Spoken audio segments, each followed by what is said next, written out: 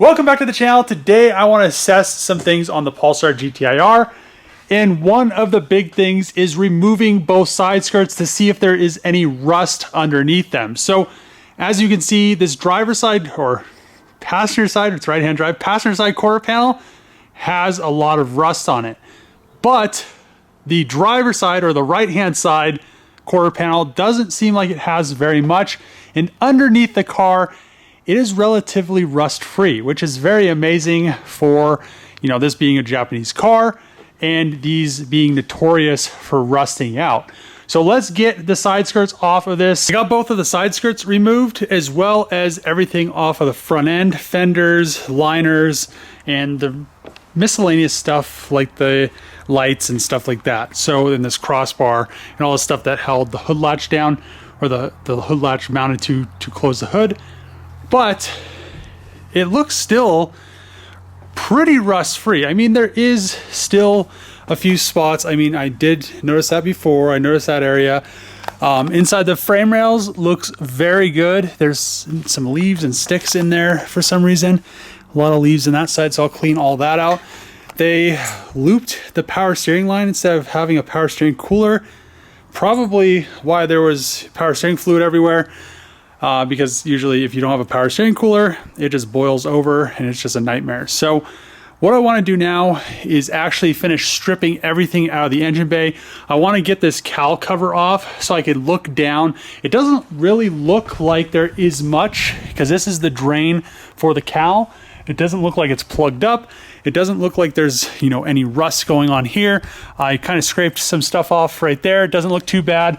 And then down here, other than the pinch welds being smashed on the passenger side, which I want to fix, and both of these bolts actually broke off. So I'll replace those studs or those nuts, and then we could have all of that fixed. There's a few spots right here. As you can see, it's pushed up a little bit. I want to fix that as well because I do want to make this car really nice. The fenders, that bar right there that goes across, that little fascia piece, don't look too horrible.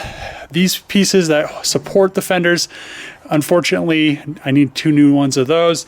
There's a few things that I need, fender liners, etc. I pulled, like I showed you, I pulled that crappy exhaust off of there. And then coming over here, where we had rust on the quarter panel, it did kind of come down a little bit. You can see a little bubbling right there. So there's probably some stuff going on underneath that. That'll have to be addressed. But for the most part, this rocker area is supposed to be a really problematic area. So as you can see, the pinch welds aren't too awful. I'll fix this side as well.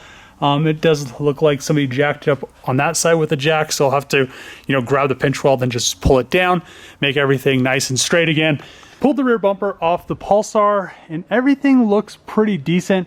It looks like they cut this part of the bumper support to fit that stupid exhaust on there. So I'm gonna have to find another bumper support as well as a rear bumper. And then also they twisted this and it's pretty shoddy. So I really want to get this replaced, get a new rear bumper. But besides that, the rust situation, it's still not that bad. I mean, there is rust, especially right here. Which is kind of strange because other than that, there isn't much other rust on this side. This other side that has rust, which it has rust around here, up here, and right here, doesn't have much rust over here, which is kind of strange. Up there, it looks good. Doesn't look like the shock towers are an issue. I looked at the front ones as well. It didn't look like the shock towers in the front were an issue. I figured out what was sticking. It looks like these rear pads on this side have been sticking quite a while. So that one's almost gone. And then this one is like pretty much there. So now I could roll this thing around without having to use like 20 people to push it, which will be really, really nice. So I will get the wheels back. I'll put the calipers back on there. I twisted in the piston. I'm guessing that these probably just get to a point where they start sticking again, and I'll have to end up rebuilding them or figure out something else. I'm still trying to decide what color I'm going to paint this. So I was talking to a friend, and this car used to be like a metallic Nardo gray color that Nissan offered back in the 90s. I could repaint it the factory color because at factory it wasn't black. It was resprayed in Japan.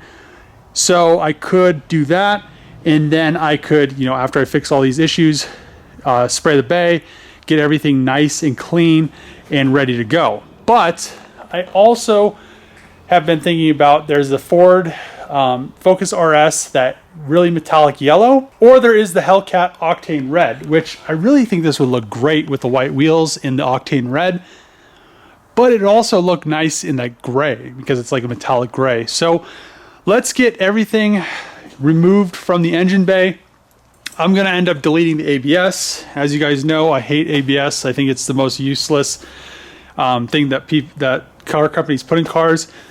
And then we'll just get everything revamped in here, get everything cleaned up. All this stuff will get redone, Cerakoted, and just gone through.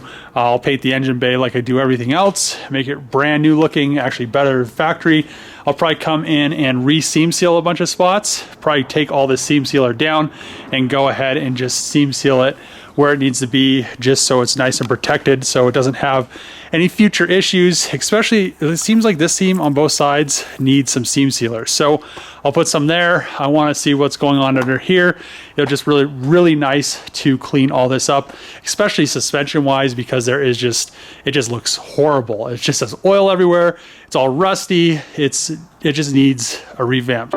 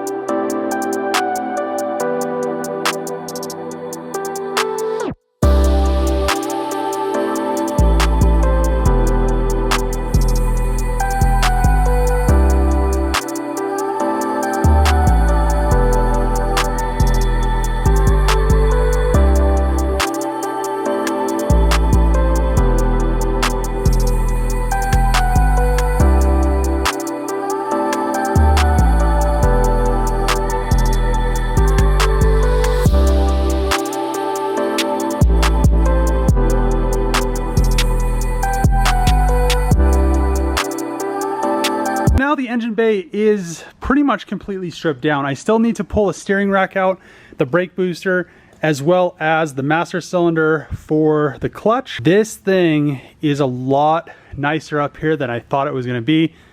The ABS pump and the pump module that took up this whole side on the passenger side, with all the wiring, with all the lines, isn't going back in.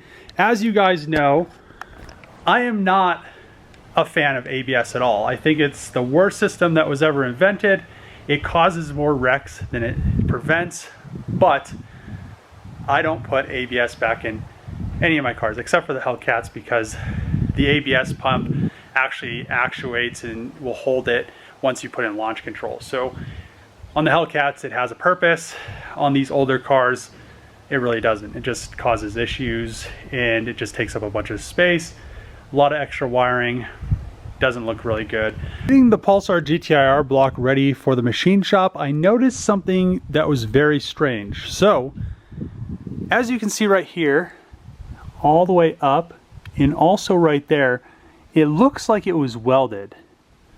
So it kind of looks like a weld, but if you come over here, the way that you tell if SR20's blocks have ever been decked is there's numbers on them.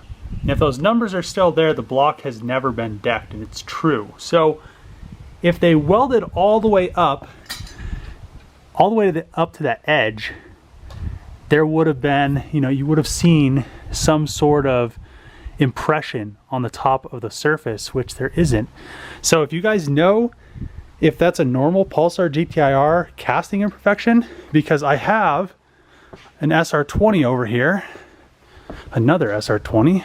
I have plenty of them, I guess I should say.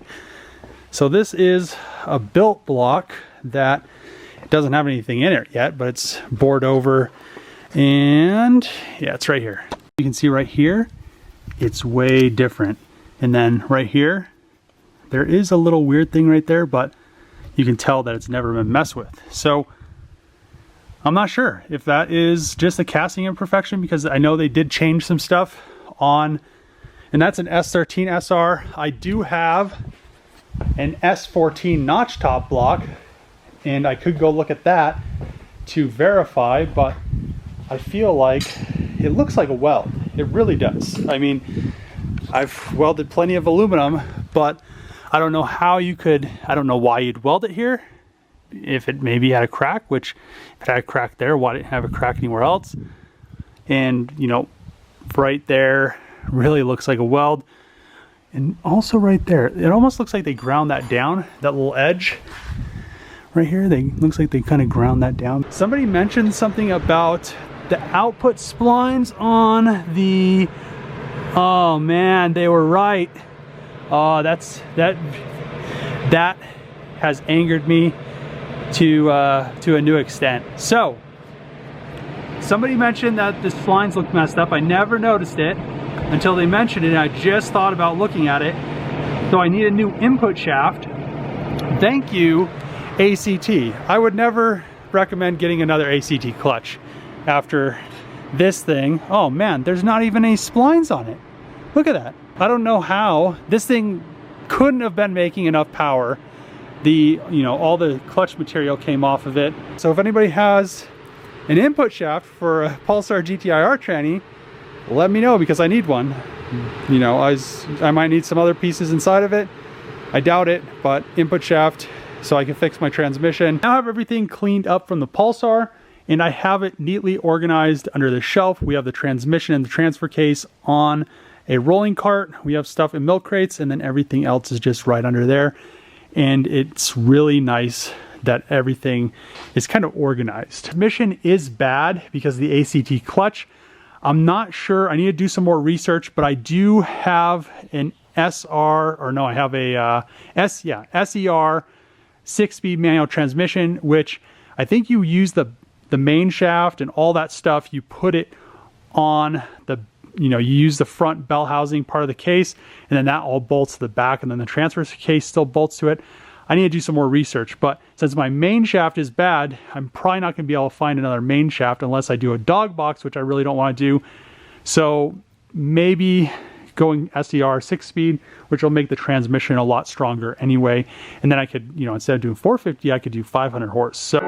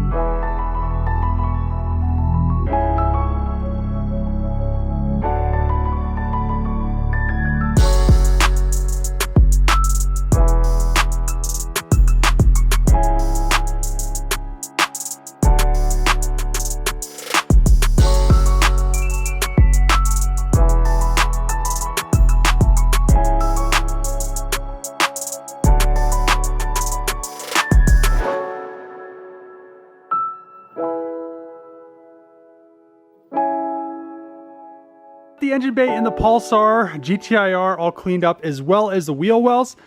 And then since I was at it and a bunch of water got all over the shop floor, I used some oven cleaner on the floor and cleaned it for the first time in probably 50 years.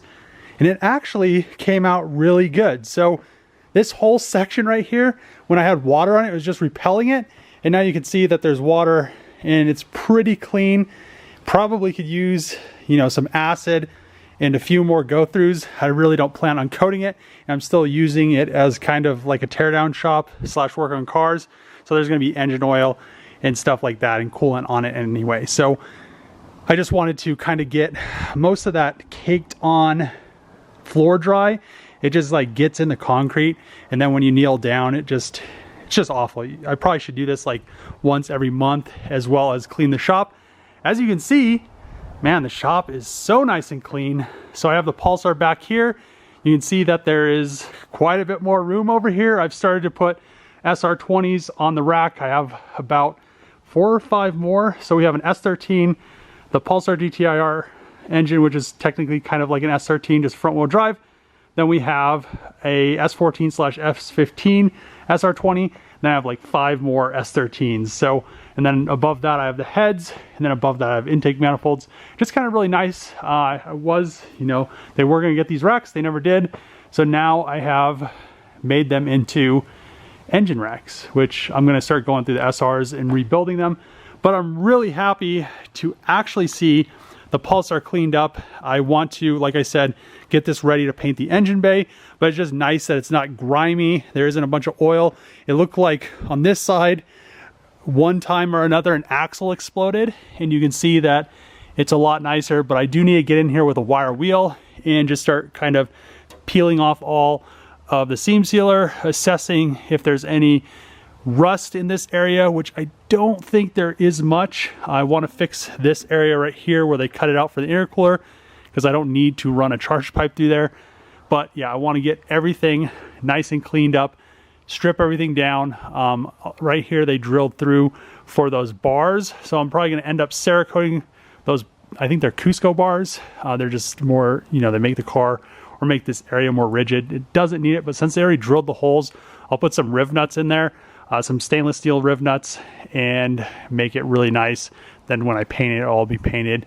Everything will just bolt on. But yeah, it's nice to have all, there's like a mouse nest over here. There's a bird nest over there. Just nice to have everything cleaned up in there, as well as the power steering rack was really grimy. The brake booster was really grimy. I really love using oven cleaner because it just takes all of that off and kind of gives you a fresh start. So as you can see, the car wasn't originally black, it was a gray color.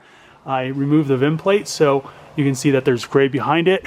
I don't know if I want to repaint it this color or paint it another. I have 2 other colors, Hellcat, the Octane Red, or the Focus Yellow, the Focus RS Yellow, which is like a pearly bright yellow. So I think the red would go with the wheels, the yellow would go with the wheels, the gray metallic, it's like a flat gray, but it has metallic in it, and it's gloss, but it's kind of like the Nardo gray, but it has metallic. There, I guess that's more like it.